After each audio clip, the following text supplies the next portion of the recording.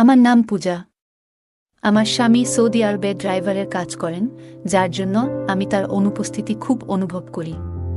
প্রতিদিন রাতে অনেক সময় আমি রোমান্টিক গল্প বা সিনেমা দেখি, যা আমার মধ্যে এক ধরনের আবেগ ও অনুভূতি জাগিয়ে তোলে। আমি সালমান খানের অনেক বড় ভক্ত ছিলাম, কিন্তু সেই অনুভূতিগুলো কিভাবে পূরণ করব তা বুঝে উঠতে পারি না। একদিন আমার ভাতিজার কথা মনে পড়ল, যে দেখতে বেশ সুদর্শন ও শক্তিশালী যুবক। তার বয়স ১৯ হলেও তাকে দেখতে ২৫ বছরের মতো লাগে, কারণ সে শরীরচর্চায় যথেষ্ট মনোযোগী। তখন মনে হলো, যদি আমার স্বামী দূরে থাকে, তবে কেন না এই একাকিত্ব কিছু আনন্দময় মুহূর্তে রূপান্তরিত করি। যেন আমার মনের আশা পূরণ হয়। আমার বিবাহ হয়েছে মাত্র ১ মাস আগে। আমার স্বামী সৌদি আরবে কাজের জন্য চলে গিয়েছে, যার জন্য তাকে সবসময় কাছে পাই না। তার এই দীর্ঘ অনুপস্থিতি আমার মনে এক ধরনের খালি অনুভূতি তৈরি করেছে। প্রতি রাতেই একা থাকার কষ্টে অস্থির হয়ে পড়ি, যেন আমার মনের অনেক ইচ্ছে অপূর্ণই থেকে যাচ্ছে। একদিন একাকিত্ব কাটানোর জন্য আমি সুন্দর করে সাজগোজ করে নিজের ঘরে বসেছিলাম। তখন ভাবলাম, আমার ভাতিজার সাথে কিছু সময় কাটালে হয়তো মন কিছুটা ভালো লাগবে। তাই তাকে ঘরে ডেকে এনে কথা বলার চেষ্টা করলাম। আমাকে দেখে সে হাসল এবং বলল, আপনি আমাকে যা বলতে চান খোলাখুলি বলুন, আমি সব শুনতে রাজি আছি। তার কথা শুনে কিছুটা বিস্মিত হলেও একটা শান্তি অনুভব করলাম, কেননা এতদিন নিজের মনের কথাগুলো কারো সাথে শেয়ার করিনি। অবশেষে আমরা দুজনেই গল্প করতে করতে সময় কাটানোর সিদ্ধান্ত নিলাম, যা আমাদের দুজনের জন্যই এক ধরনের স্বস্তি আর আনন্দের মুহূর্ত ছিল। তারপর বন্ধুরা, আজকের গল্পটা অনেক বেশি স্পেশাল। আশা করছি তোমাদের ভালো লাগবে। প্রতিদিন গল্প শুনতে চাইলে আর গল্পগুলো ভালো লাগলে ভিডিওটি লাইক, শেয়ার এবং চ্যানেলটি সাবস্ক্রাইব করো। আমার ছোটবেলা থেকেই বিয়ের প্রতি আগ্রহ ছিল। প্রায় ১২ বছর বয়স থেকেই আমার মধ্যে এক ধরনের আকাঙ্ক্ষা জন্মেছিল। স্কুল ও কলেজে বন্ধুরা মাঝে মধ্যে মজার ছলে বিভিন্ন রোমান্টিক গল্প বা হিন্দি সিনেমা দেখাত, যেগুলো দেখার পর নিজের আবেগ সামলানো কঠিন হয়ে পড়ত। এভাবেই আমার মনে বিয়ের ইচ্ছা আরও গভীর হয়ে ওঠে। তবে আমি দেখতে খুব সুন্দর না হওয়ার কারণে অনেক প্রস্তাব এসেও ফিরে যেত, যা আমার মন ভেঙে দিত। যতই বিয়ের ইচ্ছা বাড়তে থাকত, ততই বিয়ের ব্যাপারে বিলম্ব হচ্ছিল। অনেক খোঁজাখুঁজির পর অবশেষে আমার বাবা মা একটা প্রস্তাব পেলেন এবং দ্রুত বিয়ের সিদ্ধান্ত নিলেন।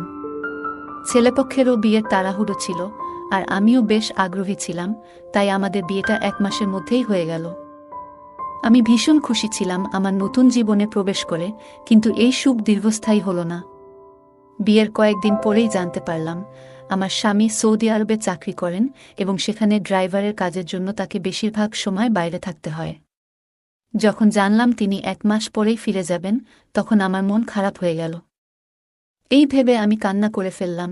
এভাবেই আমি তার অনুপস্থিতি সত্ত্বেও নিজের অনুভূতিগুলোর সাথে মানিয়ে চলার চেষ্টা করছিলাম, কিন্তু প্রতিনিয়ত তার কাছাকাছি থাকার চাওয়াটা আমার মনকে অস্থির করে তুলেছিল। রাতে আমি ভালো করে ঘুমাতে পারতাম না। আমি একদিন স্বামীকে জিজ্ঞাসা করলাম, যদি তোমাকে সৌদি আরবেই থাকতে হয়, তাহলে বিয়ে কেন করলে? তিনি আমাকে বললেন, আমার ছোট ভাই বোনেরা এখনো পড়াশোনা করছে, আর আমার ভাতিজার দেখাশোনা আমাকেই করতে হয়। তারা নিজেদের পায়ে দাঁড়ানো পর্যন্ত সংসারের দায়িত্ব আমার উপরই থাকবে। এখানে থাকলে এত টাকা উপার্জন করতে পারতাম না, তাই সৌদি আরবে যেতে হয়েছে। তিনি আরও বললেন, সৌদি আরবে এমন একটা কাজ করি যাতে করে বাড়িতে কখনো টাকার অভাব না হয়। তখন আমি বললাম, তাহলে আমাকেও সঙ্গে নিয়ে চলো। তিনি মৃদু হেসে বললেন, এটা এত সহজ নয়। সেখানে আমার নিজের কোনো বাসা নেই, আর ভাড়াও খুব বেশি। আমরা অনেকজন মিলে একটি ঘরে থাকি, তাতে আমাদের খরচ কিছুটা কম হয়। এরপর তিনি বললেন, আমি বছরে একবার আসি, সেটাও মাত্র ১ মাসের জন্য। তার এই কথা শুনে আমার মন ভারাক্রান্ত হয়ে গেল। মনে অনেক কষ্ট হলো এবং ক্ষোভও জন্মাল। আমার বিয়ে খুব সাদামাটাভাবে হয়েছিল এবং যেসব স্বপ্ন দেখেছিলাম তার কিছুই পূরণ হয়নি, কিন্তু সবকিছু সহ্য করে চলছিলাম। আমার স্বামীর স্বভাব ছিল খুবই গম্ভীর। তিনি কখনো খোলাখুলি কথা বলতেন না বা তার সমস্যার কথা প্রকাশ করতেন না। সবকিছু জেনেও আমি নিজেকে ধৈর্য ধরে সামলে নিয়েছিলাম। আমার স্বামীর বিয়ে করাটা মূলত পরিবারের ইচ্ছাতেই হয়েছিল, যেন তিনি পরিবারের কাজে সাহায্য করতে পারেন। রাগ হলেও আমার স্বামীর উপর কোনো প্রভাব পড়ল না, আর তিনি সৌদি আরব চলে গেলেন। আমি আবারও একাকিত্বে ডুবে গেলাম। রাতের বেলা ঘুম আসত না, আর তার সাথে কাটানো মুহূর্তগুলো মনে পড়ত। সারাদিন কেটে যেত, কিন্তু তার সাথে কোনো যোগাযোগ হতো না। শুধু রাতে 15 মিনিটের জন্য ভিডিও কল করত। আর সেই সময়টাতেও পরিবারের খোঁজ খবর নিত। আমি তার সাথে মনের কথা বলতে চাইতাম, কিন্তু তার কাছে সময় থাকত না। আমার শাশুড়ি সামান্য কথাবার্তা বলতেন, বাকিটা সময় আমি ঘরের কাজে ব্যস্ত থাকতাম। তবে আমার ছোট ভাতিজা ছিল, যে মাঝে মাঝে আমার সাথে কথা বলত। আমার শাশুড়ি রাতের বেলা তাড়াতাড়ি ঘুমিয়ে পড়তেন, যার ফলে আমি আর আমার ভাতিজা ঘরে একা থাকতাম। আর আমার স্বামীর ছোট ভাই বোনেরা বাইরে পড়াশোনা করত। আমরা প্রায়ই রাতের খাবার একসাথে খেতাম। আমার ভাতিজা খুবই হাসিখুশি একটি ছেলে, যে সারারাত তার বিশ্ববিদ্যালয়ের গল্প শোনাত। যদিও তার গল্পে আমার তেমন আগ্রহ ছিল না। এক রাতে আমি মোবাইলে হিন্দি সিনেমা দেখতে শুরু করলাম। সিনেমাটি ছিল বেশ সাহসী ধাঁচের, আর দেখতে দেখতে আমি গভীর চিন্তায় ডুবে গেলাম। পরের দিন সকালে যখন ঘুম থেকে উঠলাম, তখনও রাতের সেই সিনেমার কিছু দৃশ্য আমার মনে ঘুরছিল। আমি কিচেনে কিছু কাজ করলাম এবং দুপুরের খাবার তৈরি করলাম, কাজের সময়ও সেই দৃশ্যগুলো আমার মনে ঘুরছিল। আমি রান্নাঘরে বসে মনোযোগ দিয়ে সেই দৃশ্যগুলোর কথা ভাবছিলাম। হঠাৎ অনুভব করলাম, কেউ যেন আমার পেছনে দাঁড়িয়ে আছে। আমি ঘুরে তাকাতেই দেখি, আমার ভাতিজা সেখানে দাঁড়িয়ে আছে এবং সে সেই ভিডিওটি দেখে ফেলেছে। তাকে দেখে আমি কিছুটা অবাক হয়ে গেলাম, কিন্তু সে স্বাভাবিকভাবে বলল, চাচি, যদি খাবার তৈরি হয়ে থাকে, তাহলে রুটি বানিয়ে দিন। আমি তাড়াতাড়ি মোবাইলটি বন্ধ করে রুটি বানাতে শুরু করলাম। তবে তারপর থেকে লক্ষ্য করলাম, আমার প্রতি ভাতিজার আচরণ কিছুটা পরিবর্তিত হয়েছে। আগে সে আমার ঘরে আসত না, কিন্তু এখন প্রায়ই আসতে শুরু করল। একদিন বলল, আজ বিকেলের চা সে আমার ঘরেই খাবে, কারণ লাউঞ্জে শীত বেশি। শীতকালে আমার শাশুড়ির অভ্যাস ছিল যে তিনি বেশিরভাগ সময় নিজের ঘরেই থাকতেন এবং সেখানেই খাবার নিয়ে যেতেন। শাশুড়িকে খাবার দিয়ে এসে দেখি, আমার ঘরে আমার মোবাইলটি সে দেখছে। আমার মোবাইলের সমস্ত ব্রাউজিং হিস্টোরি দেখে ফেলেছে এবং জানতেও পেরেছে যে আমি কী ধরনের ভিডিও দেখতাম। তার এই আচরণে আমি খুবই অবাক হলাম। সে কে, যে আমার মোবাইল চেক করবে? আমি চায়ের ট্রেটা বিছানার উপর রাখলাম এবং নিজের মোবাইলটি ভাতিজায়ের হাত থেকে নিয়ে পাশে রেখে দিলাম। চা খেতে খেতে ভাতিজা হেসে আমাকে জিজ্ঞাসা করল, চাচি, আপনার কী ধরনের সিনেমা পছন্দ? তার এই প্রশ্ন শুনে আমি কিছুটা অপ্রস্তুত বোধ করলাম এবং বললাম, তোমার প্রশ্নের অর্থ কী? সে হেসে ব্যাখ্যা করল, মানে আপনার কি অ্যাকশন মুভি ভালো লাগে নাকি রোমান্টিক? আমি তার দিকে তাকাতেই সে বলল, রোমান্টিক সিনেমার মধ্যে একটা আলাদা ব্যাপার আছে, বিশেষ করে হিন্দি সিনেমায়। আমি চুপ থাকায় সে নিজেই আবার বলল, চাচি, আপনি চাইলে আমাকে বন্ধু ভাবতে পারেন। ভাতিজা চাচির মধ্যে বন্ধুত্ব তো হওয়াই স্বাভাবিক, আর আপনার একাকিত্বে আমিও পাশে থাকতে পারি। তার কথাগুলো শুনে আমি কিছুটা লজ্জা পেলাম এবং বললাম, আমার মাথা একটু ব্যথা করছে। তুমি চা তোমার ঘরেই গিয়ে খাও।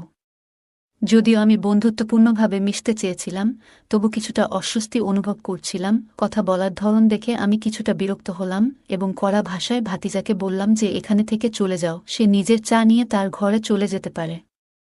সে বিনা দ্বিধায় কাপটা হাতে নিয়ে ঘরে চলে গেল।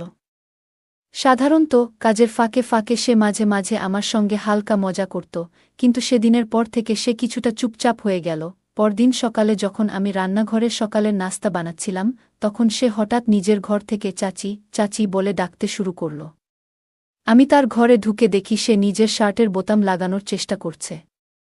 আমাকে দেখে সে বলল, চাচি, আমার শার্টের বোতাম খুলে গেছে, আপনি কি একটু সাহায্য করতে পারেন? আমি কিছুটা দ্বিধা নিয়ে তার শার্টের বোতাম লাগাতে শুরু করলাম, আর কাজের মধ্যে মনোযোগ দিলাম। কাজ করতে করতে হঠাৎ আমি লক্ষ্য করলাম সে আমার দিকে মনোযোগ দিয়ে তাকিয়ে আছে, যা আমাকে একটু অস্বস্তিতে ফেলল। একসময় যখন আমার চুলের একগুচ্ছ সামনে এসে পড়েছিল, সে নরমভাবে সেটি সরিয়ে কানের পেছনে রেখে দিল। আমি একটু চমকে পিছিয়ে আসলাম, আর সে হেসে বলল, চাচি, শুধু চুলগুলো সরিয়ে দিলাম, আপনি এত ঘাবড়ে গেলেন কেন? আমি দ্রুত বোতাম লাগানো শেষ করে নিজের ঘরে চলে এলাম। আমার মনে কিছুটা অস্বস্তি হচ্ছিল, তবে আমি নিজেকে সামলে নিলাম। আমি অনুভব করছিলাম যেন ভাতিজা আমার কাছাকাছি আসার চেষ্টা করছে, আর এই কারণেই আমি একটু দূরত্ব বজায় রাখতে চেষ্টা করছিলাম। এক রাতে যখন গভীর ঘুমেছিলাম, হঠাৎ মনে হলো কেউ যেন আমাকে গভীর মনোযোগ দিয়ে দেখছে। এই অস্বস্তিতে আমার ঘুম ভেঙে গেল। ঘরে শুধু মৃদু নাইট ল্যাম্পের আলো জ্বলছিল। চারপাশে তাকিয়ে দেখলাম আর ভাবলাম কেন আমার এ ধরনের অস্বস্তি হচ্ছে। তারপর আমার দৃষ্টি ঘরের জানালার দিকে গেল, যা সাধারণত বন্ধ থাকে, কিন্তু আজ খোলা ছিল। আমি একটু অবাক হয়ে গেলাম, কারণ আমি সাধারণত জানালাটি খুলি না। জানালাটি বন্ধ করতে উঠতেই মনে হলো হয়তো কেউ ভাতিজার ঘরে ঢুকেছে, যা দেখে আমার মনে এক ধরনের অজানা ভয় তৈরি হল। নিশ্চিতভাবেই ভাতিজাই হবে, যদিও আমি তাকে দেখিনি। তখন আমি আমার ঘর থেকে বেরিয়ে শাশুড়ির ঘরে গেলাম, তাদের পাশে গিয়ে শুয়ে পড়লাম। তবে তারা এত জোরে নাক ডাকছিলেন যে সেখানে আর থাকতে পারলাম না এবং বাধ্য হয়ে নিজের ঘরে ফিরে এলাম। সকালে নাস্তার সময় ভাতিজা আমাকে বারবার লক্ষ্য করছিল। তারপর সে বলল, চাচি, আপনাকে তো চাচার কথা অনেক মনে পড়ে নিশ্চয়ই? আমি বললাম, হ্যাঁ, অবশ্যই অনেক মনে পড়ে। তখন সে বলল, তাহলে নিশ্চয়ই রাতের বেলা অনেক সময় ঘুম আসে না আপনার? আমার ভাতিজা একদিন এমন কথা বলল যে, চাচাকে তো আপনি অনেক মিস করেন, তাই না? তাহলে ঘুমানো নিশ্চয়ই কষ্টকর হয়। তার এই কথায় আমি বেশ বিরক্ত হয়ে গেলাম। আমি তাকে কঠোরভাবে বললাম, তুমি আজকাল খুব বেশি কথা বলছ, এভাবে কথা বলা বন্ধ করো। আমার কথা শুনে সে চুপচাপ সরে গেল। পরের রাতে দেখি আমার ঘরের জানালা অদ্ভুতভাবে খোলা, আর জানালার কাছে ভাতিজাকে দাঁড়িয়ে থাকতে দেখি। এটা দেখে আমার খুব খারাপ লাগল। পরের দিন তাকে জিজ্ঞাসা করলাম, তুমি আমার ঘরের জানালার কাছে কেন এসেছিলে? সে মৃদু হেসে বলল, চাচি, আপনাকে ঘুমাতে দেখে খুব ভালো লাগছিল। তার এই কথা শুনে আমার খুব রাগ হলো এবং বললাম, এবার থেকে এমন কিছু করলে তোমার চাচাকে জানাব। সে আমার কথা শুনে একটু বিরক্ত হয়ে চলে গেল। পরের রাতে যখন আমি ঘুমাচ্ছিলাম, হঠাৎ মনে হলো কেউ আমার ঘরে আছে। চোখ খুলে দেখি ভাতিজা আমার ঘরে খুব কাছাকাছি দাঁড়িয়ে আছে। ভয়ে ও বিস্ময়ে আমি তাকে বললাম, তুমি আমার ঘরে কি করছ? সে বলল, ঘরের দরজা খোলা ছিল তাই ঢুকে পড়লাম। আসলে চাচা যখন এখানে নেই, তাই আপনার খেয়াল রাখতে ইচ্ছে হয় আমার। এই কথা শুনে আমি তাকে আরও সতর্ক করে বললাম যে এই ধরনের আচরণ আর কখনো যেন না করে এবং তার সীমার মধ্যে থাকে। সে আমার কথা শুনে ঘর থেকে চলে গেল। এরপর থেকে আমি সবসময় সতর্ক থাকি এবং তাকে তার নিজের জায়গায় থাকতে বুঝিয়ে দিয়েছি। তারপরের দিন রাতে আমি যখন ঘুমাচ্ছিলাম, আবার হঠাৎ মনে হলো আমার ঘরে কেউ এসেছে। চোখ খুলে দেখি আমার ভাতিজা। সে আমাকে বিভিন্ন কথা বলতে থাকল। সে বলল, বিষয়টা এত সহজ ছিল না চাচি। তার আচরণ ও মিষ্টি কথাগুলো যেন আমাকে অসহায় করে দিয়েছিল। এর আগে আমি কিছু বুঝে ওঠার আগেই সে আমাকে এক অদ্ভুত জালে জড়িয়ে ফেলেছিল। হঠাৎ সে আমার মুখে হাত রেখে বলল, কেউ যদি দরজা দিয়ে চলে আসে? তুমি যে দরজা খোলা রেখেছ, সেটা কি আমার জন্য? তার কথা শুনে আমি বিস্মিত হয়ে ভাবছিলাম, কখনো তো এমন অনুভূতি আমার মধ্যে আসেনি। আমি তাকে সবসময় নিজের সন্তানের মতোই ভেবেছিলাম। তবে সত্যটা হলো, সে যেন এক প্রজ্বলিত আগুনের মতো, এবং এই আগুন থেকে দূরে থাকাই ভালো, কিন্তু আমি পারলাম না। এই ঘটনা আমার জীবনে এক অস্থিরতা এনে দিল। আমি অশ্রু মুছতে মুছতে তাকে বললাম, তুমি যা করেছ তা ঠিক হয়নি। আমি এই ব্যাপারে আল্লাহর কাছে প্রার্থনা করব যেন তিনি তোমাকে শাস্তি দেন। সে বলল, তুমি যেসব সিনেমা এবং গল্প দেখো, সেগুলো কি? চাচি যান, তোমার চোখেও তো ওসব চলতে থাকে, বলেই সে চলে গেল। আমি কখনো চাইনি যে এরকম কিছু আমার সাথে হবে। পরের দিন আমি কোনো কিছু না বলে মায়ের বাড়ি চলে গেলাম। মনে মনে ভেবেছিলাম, আমি কি আমার স্বামীকে সবকিছু জানাব? আমি এতদিন এই কথা কাউকে বলিনি। কিন্তু পরের দিন আমার একজন বন্ধুর সঙ্গে দেখা হলে আমি তাকে পুরো বিষয়টি খুলে বললাম। তিনি বললেন, তোমার শুরু থেকেই তুমি তোমার ভাতিজায়ের প্রতি খুব বেশি খোলামেলা ছিলে। আর যদি তুমি এই ঘটনা তোমার স্বামীকে বলো, তাহলে সে তোমার কথা বিশ্বাস করবে না, বরং তোমাকে খারাপ মানুষ হিসাবে ধরে নিবে। তাই এটা এখানেই গোপন রাখো। এছাড়া সে আমাকে একটি পরামর্শ দিল যে আমি আমার স্বামীকে বলি আমাকে সৌদি আরবে ডেকে নিয়ে যেতে, যাতে আমি সেখানে তার সঙ্গে থাকতে পারি। আমি এই পরামর্শ গ্রহণ করলাম এবং আমার স্বামীকে বললাম যে যদি তিনি আমাকে সৌদি আরবে না নিয়ে যায় তবে আমি বিচ্ছেদের কথা ভাবতে বাধ্য হব। তিনি আমার অনুরোধ মেনে নিলেন এবং আমাকে সৌদি আরবে নিয়ে এলেন। সেখানে এসে আমি একটি স্কুলে শিক্ষকতার চাকরি পেলাম। আমি একটি ছোট ফ্ল্যাটও ভাড়া নিলাম এবং বাড়ির দিকে ফেরার পরিকল্পনা বাদ দিয়ে দিলাম। এই পরিবর্তনগুলো তখন ঘটছিল যখন আমি বুঝতে পারলাম আমার চিন্তাভাবনাগুলো পবিত্র হয়ে যাচ্ছে এবং আমি বেঠিক পথের দিকে যাচ্ছি। তাই আমি মোবাইল থেকে সব অচিত ভিডিও ও সিনেমা মুছে ফেললাম। সময় চলতে লাগল এবং আমার ভাতিজার বিয়ের সময় আসতে শুরু করল। যখন আমার স্বামী বাড়ি যাওয়ার সময় আমি বললাম, আমি আপনার সাথে যেতে পারব না, আমি এখানেই থাকব এবং অপেক্ষা করব। আমার স্বামী একা বাড়িতে চলে গেলেন, কিন্তু তিনি সেখানে মাত্র 1 সপ্তাহ কাটিয়ে দ্রুত ফিরে এলেন। ফিরে এসে তিনি বললেন, আমি তোমাকে খুব মিস করেছি, তাই ফিরে আসতে বাধ্য হলাম। 6 মাস পর আমরা জানতে পারলাম যে আমার ভাতিজার স্ত্রী আরেকজনের সাথে ধরা পড়েছে। এটি শুনে আমার মনে অনেক শান্তি এলো, কারণ যে ব্যক্তি আমার জীবনকে উল্টে দিয়েছিল তার প্রতি আল্লাহর কোনো না কোনো শিক্ষা দিতে শুরু করেছেন। আমি সবসময় ধৈর্য ধরেছি। একটু সময় পর আল্লাহ আমাকে সন্তানের সৌভাগ্য দিলেন। আমার এখানে যমজ বাচ্চা হলো এবং আমি তাদের সঠিকভাবে বড় করার চেষ্টা করলাম। বর্তমানে আমি আমার জীবনে খুবই খুশি আছি এবং আমার পরিবারের সঙ্গে একটি সুখী জীবন কাটাচ্ছি। গল্পে একজন নারী তার ভাতিজার প্রতি অতি খোলামেলা আচরণের জন্য সমস্যায় পড়েছেন। এতে বোঝা যায় যে আমাদের নিজেদের ও অন্যদের সাথে সম্পর্কের ক্ষেত্রে সতর্কতা অবলম্বন করা প্রয়োজন। আত্মীয় বা ঘনিষ্ঠ কারো সাথে আচরণের ক্ষেত্রে মনের মাঝে সুস্থ সীমারেখা বজায় রাখা গুরুত্বপূর্ণ। গল্পের নারী আল্লাহর কাছে ধৈর্য নিয়ে প্রার্থনা করেছেন, যা তাকে কঠিন পরিস্থিতি মোকাবেলা করতে সহায়তা করেছে। কঠিন সময়ে ধৈর্য ও প্রার্থনা আমাদের মনোবল যোগায় এবং সমস্যার সমাধানে সহায়তা করে। ভাতিজার আচরণকে তিনি এক ধরনের প্রজ্বলিত আগুনের মতো মনে করেছেন এবং পরে নিজেকে তা থেকে দূরে রাখতে চেষ্টা করেছেন। নেতিবাচক সম্পর্ক ও পরিস্থিতি থেকে দূরে থাকা প্রয়োজন, যাতে আমরা আমাদের জীবনে মানসিক শান্তি বজায় রাখতে পারি। গল্পের নারী তার জীবনকে সংশোধন করতে অপ্রয়োজনীয় ভিডিও এবং সিনেমা থেকে নিজেকে দূরে রেখেছেন। তিনি পবিত্র ও আত্মনিয়ন্ত্রিত জীবনের জন্য এই সিদ্ধান্ত নিয়েছেন।